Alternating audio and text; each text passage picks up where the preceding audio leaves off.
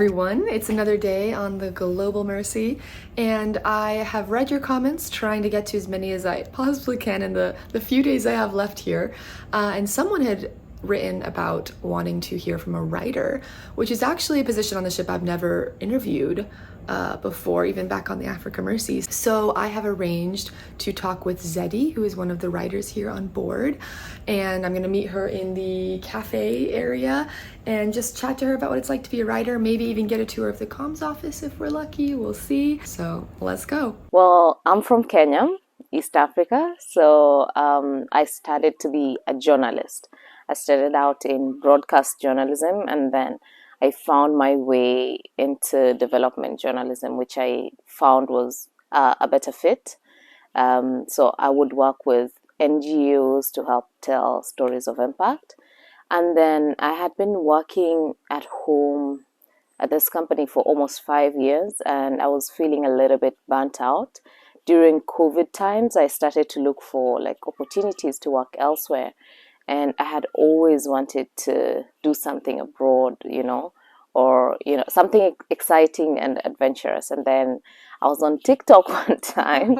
People were always surprised to find out that I found out about MasterChefs on TikTok. God works in mysterious ways, even through TikTok. And yeah, I'm glad now I'll never be the same again.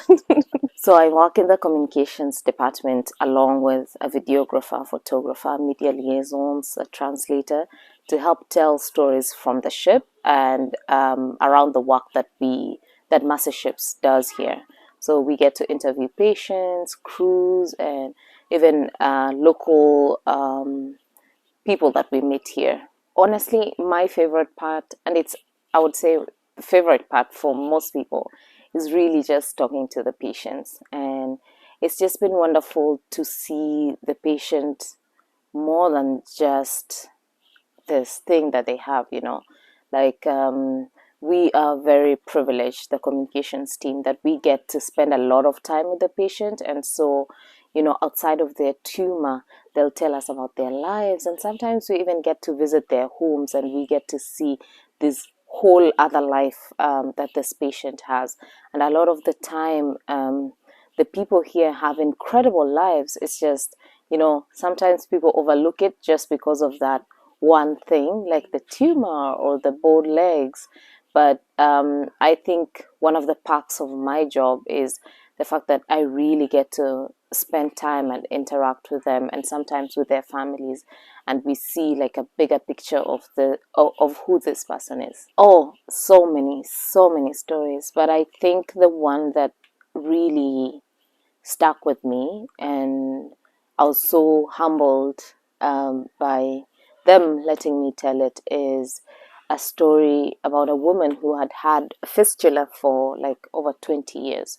So for those of you who don't know what fistula is, it's a childbirth injury, and it is common in in Africa and in among African women, because sometimes getting help or getting access to medical care during delivery is difficult, can be challenging, and so sometimes they do end up with fistula. And it's a disease that is very isolating, it's very lonely. And this woman had had it for 20 years. 20 years of living with it, afraid to tell anyone, And then her first husband left her, and then she met somebody else who, fell madly in love with, and had been trying to also get help.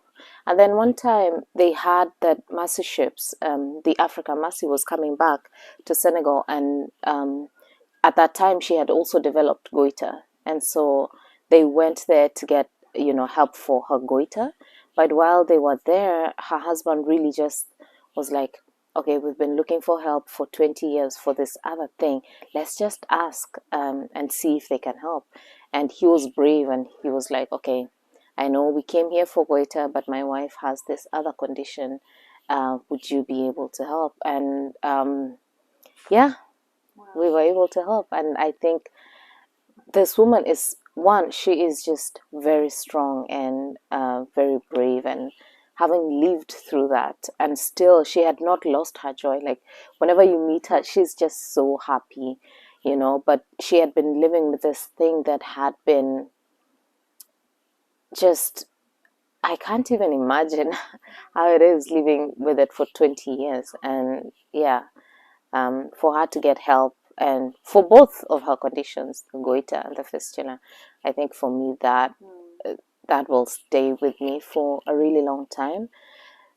I think I resonated with it because it's the story of a lot of African women, even from where I come from. There's so many African women who don't have access to, you know, such healthcare, and some of them live with these conditions for many, many years. And so just seeing this transformation in this woman, which was not just an internal transformation, you could see outwardly that, you know, after the surgery, because we went to visit her home, she radiated happiness, and you could tell she now could hang out with her friends, whereas she couldn't before. Yeah, she could work for her family, so that was really incredible. I think you have to be willing to be open to experience it. And one of the ways that I have found joy on this ship is just hearing about people's experiences. And again, it comes with a job, but it's also just something that gives you such growth. And so I think just come, be open to it. It is one of those things that even if you come here for a month or two, or if you stay for 2 years, you will never be the same. You're just changed in a lot of ways. You get transformed, and yeah, you might want to come back again. Who knows? We make this joke that once you get on this ship, you will always just come back. There's just something. It doesn't matter how far or how long you go, you will always just find your way back. When you do something outside of yourself, I think there's just something in that.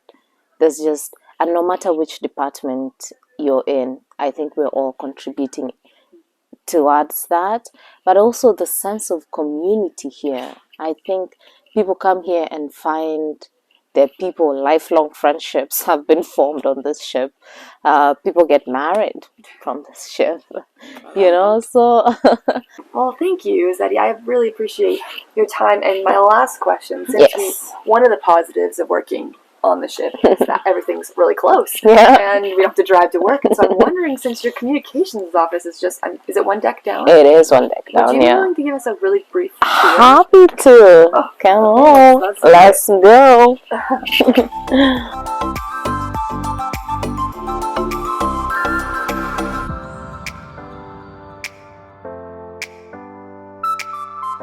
So this is our office. Yeah, it's a big team here. Here we go.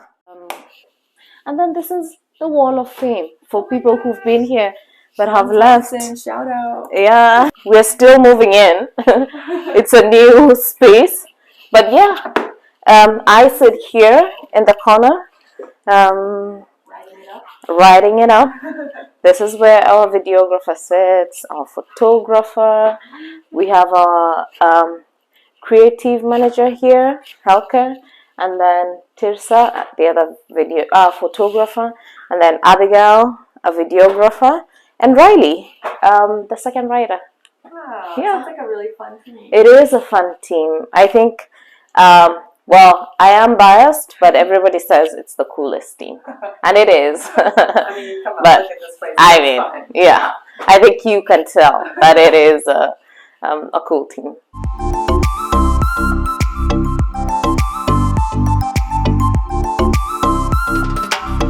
Okay, so we just finished with Zeddy, and now my mom and I are heading out to a craft store. What is it called? Lulu's, to get some crafts. So let's, oh wow, let's head out.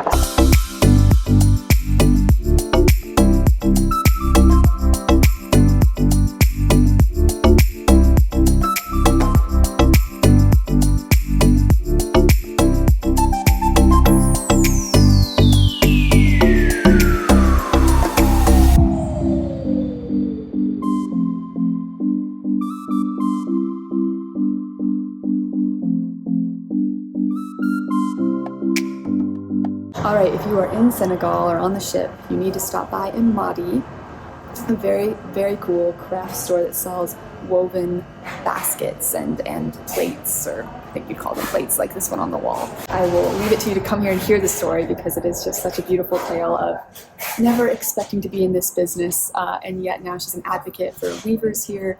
She's putting 20% of the profits back into communities to help schools with sanitation and toilets and feminine products, because a lot of girls have to leave school if they don't have access to that. And so she's doing really cool work and making beautiful baskets. I'm buying some and gonna hope I can squeeze it in my backpack on the way home. It's a kind of cool connection for me because I'm going back to Glasgow soon, and I found out that the owner, she lived in Scotland for several years and went to the School of Art in Glasgow, which I have visited and know several people at. So it's just such a small world how it all comes together. So come one, come all.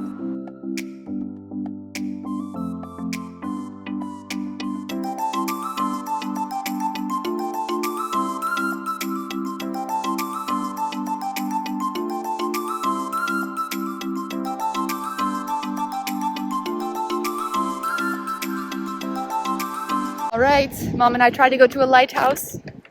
It was a fail, but we did get a good walk, right, Mom? Beautiful walk, view of the city, but the lighthouse is closed until 5, so we're to the wise. Do your research.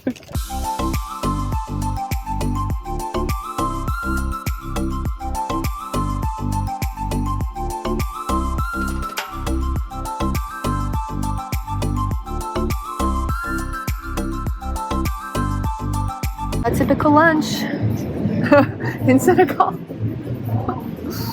Why do I always end up eating things with eyes?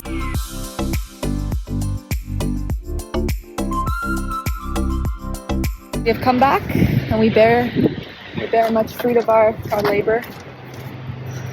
How was the day, Mom? Oh, it was outstanding. We found baskets and we found art and we found a blender. We're heading back to the ship now for my final weekend aboard.